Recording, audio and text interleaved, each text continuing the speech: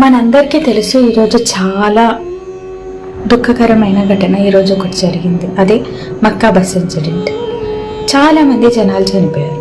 అసలు ఇది ఎలా జరిగింది, దీనికి కారణం ఏంటి, ఇప్పుడు తెలుసుకుందాం. సౌదీ అరేబియాలో మక్కా మదీనా హైవే క్రాసింగ్ మీద జరిగిన ఇన్సిడెంట్ ఇది. బస్సు డీజిల్ ట్యాంకర్తో కొలైడ్ అయ్యి మ్యాసివ్ ఫైర్ అటాక్ అయింది.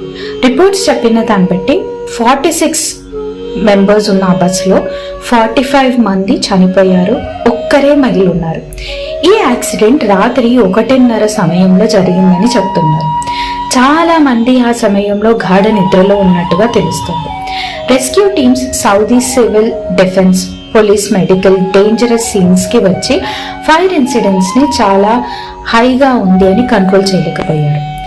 ఇనీషియల్ గా న్యూస్ వచ్చినప్పుడు తర్వాత బస్లో ఫైర్ స్ప్రెడ్ అయ్యే టైంకి చాలా తక్కువ సమయం ఉండడంతో ట్యాంకర్ కొలిజన్ వల్ల, అది డీజిల్ వల్ల ఫైర్ చాలా ఫాస్ట్గా అంటుకోవడం జరిగింది. కొంతవరకు చెప్పబడింది డ్రైవర్ ఒక్కరే సర్వైవ్ అయ్యారు, ఫైర్ యాక్సిడెంట్లో మొత్తం అందరూ చనిపోయారు అని. ఈ యాత్ర అందరికీ ఒక డివోటీస్కి డ్రీమ్ లాంటిది.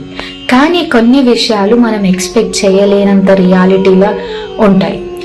యాత్రకి సేఫ్టీ మెజర్స్ ఎక్కువ ఉండాలి. ఎస్పెషల్గా long highway routes, night travel చేస్తున్నప్పుడు చాలా కేర్ఫుల్గా ఉండాలి.